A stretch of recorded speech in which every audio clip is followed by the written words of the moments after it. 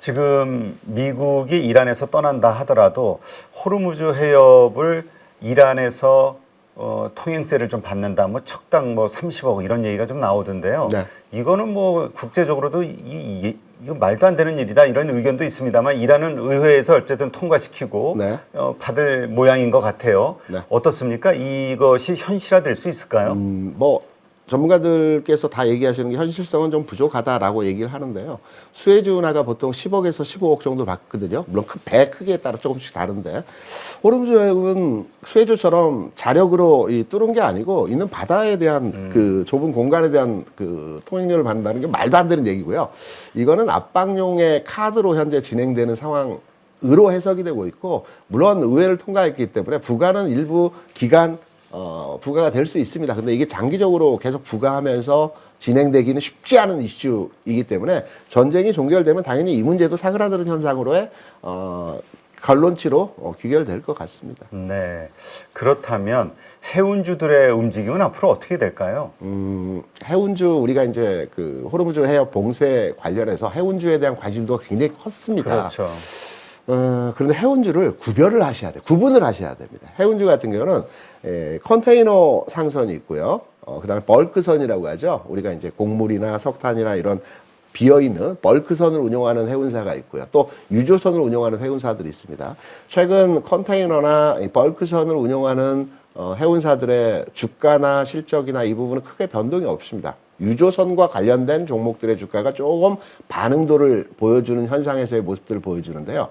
제가 앞방송에서 올해 그 경기 회복과 관련된 내용으로 시장이 재편이 될 것이다라는 말씀을 드렸는데요. 경기가 회복되면 국가 간의 물류가 가장 크게 이동이 됩니다.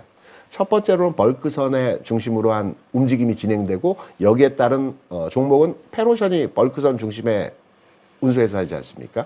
이 회사가 먼저 반응을 하고요. 두 번째는 일정 부분 경기가 회복되게 되면 물량에 대한 그 컨테이너선이 그 활발하게 운영이 됩니다. 그러면 HMM 같은 종목들이 그 주가의 반응도를 보여주겠죠.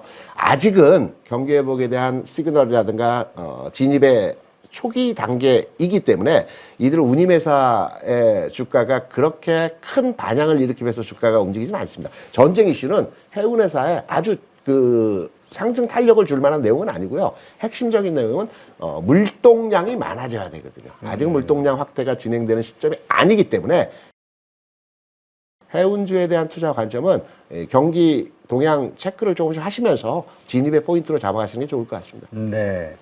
최근에 장금상선인가요? 화재가 아주 크게 됐었는데 유조선을 쫙 미리 사놨는데 그게 지금 이 전쟁 때문에 네. 엄청난 수익을 올리고 있다. 네. 그러면서 나온 이야기가 이제 중고선가가 요즘 상당히 비싸다. 네.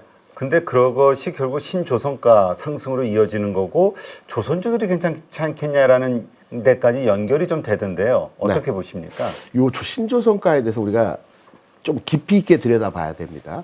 신조선가 최고점이 아마 2024년에 190 정도 되었을 겁니다. 올해, 그러니까 최근 1년 동안에 신조선가의 가격은 180에서 190 사이에서 왔다 갔다 하고 있거든요. 현재도 180 중반입니다. 그러니까 신조선가가 전쟁으로 인해서 급격하게 오르지 않았습니다. 다만 유조선과 관련된 신조선가는 최근에 급격하게 상승하고 있어요. 중고 가격 배가 신조선 새로 만드는 배 가격보다 지금 월등하게 가격을 뛰어넘고 있거든요. 이 현상은 왜 일어나냐면 과거에도 여러 차례 있었습니다. 원유 시장에는요 투기 세력이 많이 들어가 있습니다. 가장 큰 상품 시장이고요.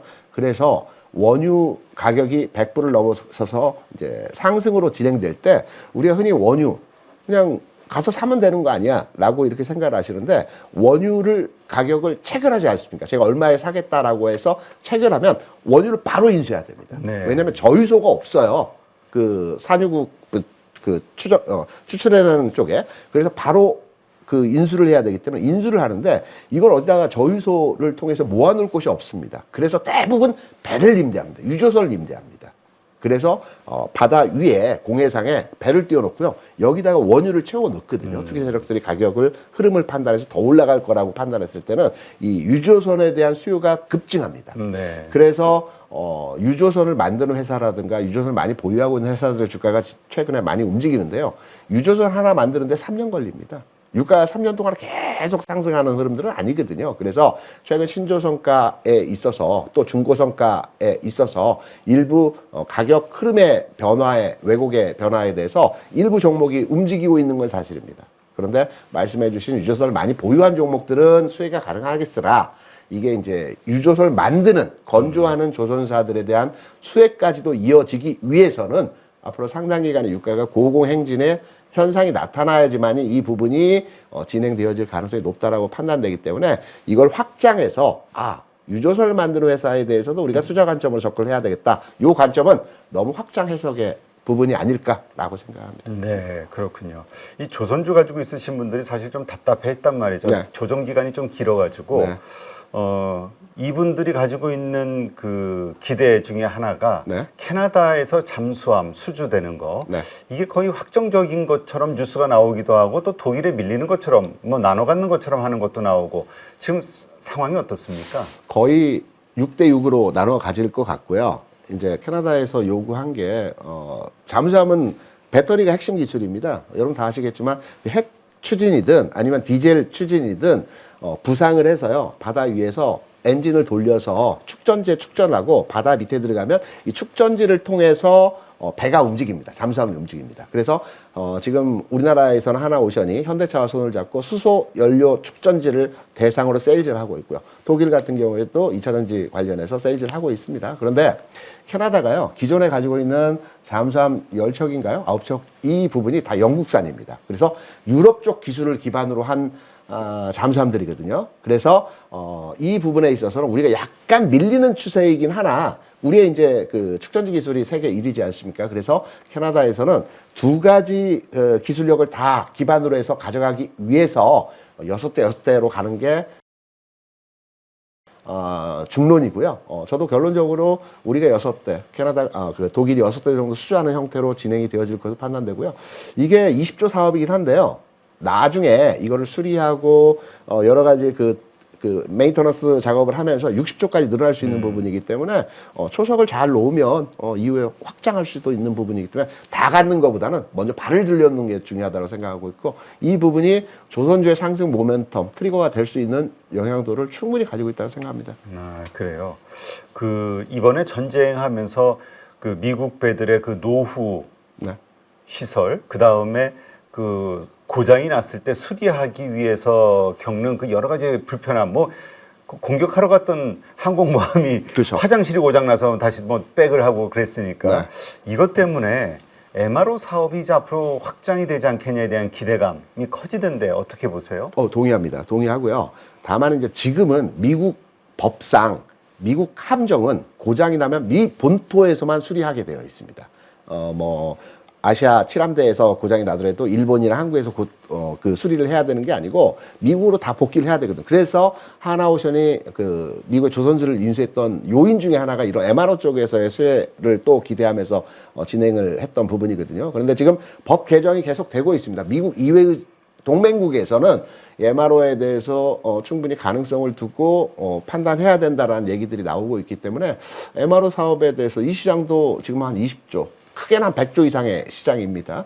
그래서 이 부분 또한 앞서 그 잠수함 사업과 마찬가지로 조선업종의 새로운 반전 포인트의 트리거가 될 수 있다는 측면에서 당장은 아니겠으나 이후의 상황에서 충분히 가능성을 두고 있는 내용이라고 해석이 되고 있고 다만 지금 당장 이게 법이 개정되고 당장 결정되고 해야 될 부분의 상황이 아니기 때문에 좀 더 시간차를 두고 시장에 대한 접근도로에 판단을 하셔야 되지 않나 이렇게 생각합니다. 네.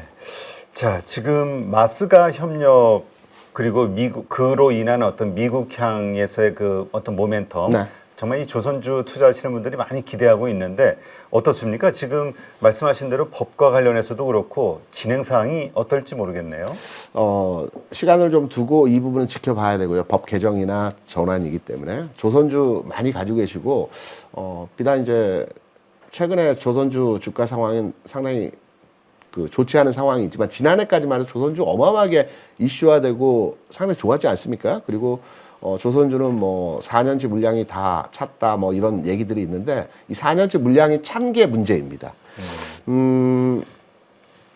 앞서 말씀드린 MRO라든가 잠수함 사업의 하나의 트리거가 될 수 있는 부분이 있고요. 여기에 하나 더해서 조선 업종 자체가 반전 포인트의 흐름을 만들어낼 수 있는 것은 지금 한국조선해양이 아마 도크가 우리나라에 한 9개, 10개 있을 거고요. 삼성이나 하나오션이 4, 5개 있는 걸로 알고 있어요. 근데 이 도크가 굉장히 길어요. 한 500m 되거든요. 이 도크 안에 배를 한 3척에서 5척까지 건조할 수 있는데 지금 풀로 다 찼습니다.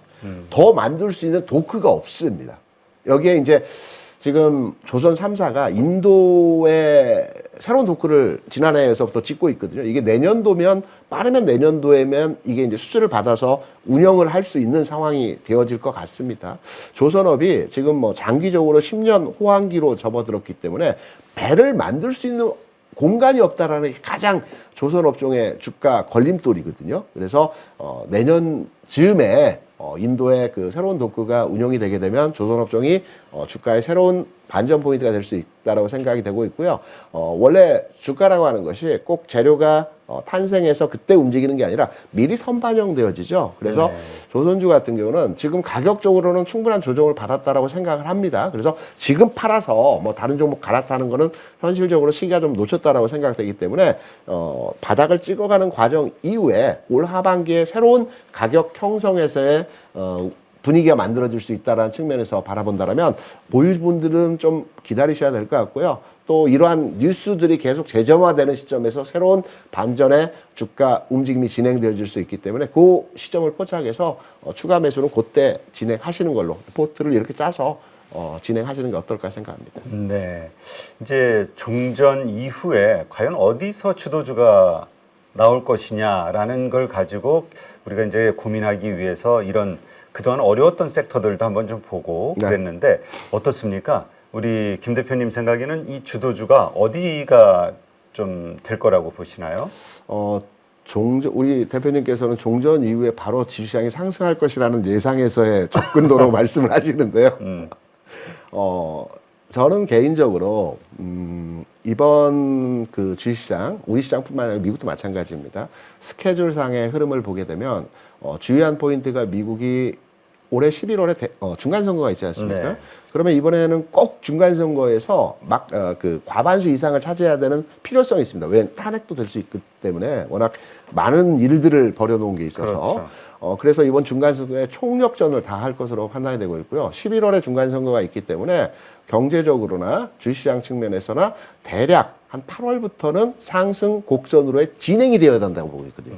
그리고 10월에는 고점을 돌파하는 현상에서 모습이 나타나고 우호적 분위기에서 선거에서의 그 우위를 이제 가져간다라고 본다면 지금 시장에서의 어떤 등락차에서의 과정의 흐름은 이번에 4월입니다. 4월에 반등 시그널의 흐름들이 나타나겠죠. 그럼 5월에 한 단계 또 눌림목이 나타나고요. 7, 8월 여름장까지는 지금 시장 상황 하에서 저는 5천에서 6천 사이에서 등락 흐름의 모습이 진행이 되어질 가능성이 높기 때문에 조금은 여유를 가지고 지난해 5월부터 올해 2월까지 2,700에서 6,300까지 숨가쁘게 달려오지 않았습니까? 한번 쉬어줘야 또 멀리 갈 수 있기 때문에 지금 장을 대비해서 전쟁이 끝났다고 해서 바로 시장이 고점을 돌파하는 상승 흐름이 나타날 수 있기 때문에 대형주를 집중적으로 공략을 해야 된다. 이런 관점보다는 급하게 올라왔기 때문에 조금 쉬어주는 과정이 기존에 3월 초에 또 얼마 전에 급격하게 주가가 하락을 하면서 패닉 상태에서 시장을 몇 차례 보여줬습니다. 그런데 앞으로는 시장이 이 내성이라고 하죠. 내성이 생겼기 때문에 패닉 상황에서의 장은 없습니다. 조금 빠지겠지만 또 올라가는 종목이 굉장히 많아지고요. 그래서 개인 투자자들 입장에서 본다면 저는 지난해까지는 개인이 수익 내기 어려웠어요. 왜? 네. 대형주를 사서 무조건 바이앤홀딩으로 가져갔어야 되니까. 쉽지 않거든요. 그런데 올해 장은요. 개인 투자자들이 선호하는 코스닥이라든가 소형주라든가 중형주에서 많은 종목들이 움직임이 진행되어지고 또 개인 투자자들은 워낙 그 테크니컬하게 시장을 접근하면서 잘 하시는 게 운용 전략에서 트레이딩 관점에서의 접근이 굉장히 개인이 탁월하지 않습니까? 올해는 또 이러한 부분에서 효율적 투자가 가능한 시점이라고 생각하기 때문에 지수만을 보고 투자하는 올해의 장이 아니고요. 저는 종목을 보고 투자하는 장이고 수익률 게임이 가능한 장이기 때문에 4월도 마찬가지고요. 5월도 마찬가지입니다. 개인 투자자분께서 오히려 지난해보다 수익을 크게 낼 수 있는 장이기 때문에 관심도 가지시고 집중해서 주시장을 들여봐야 하지 않겠나 생각합니다. 네. 그렇다면 좀 괜찮게 보시는 섹터나 종목이 있으신가요?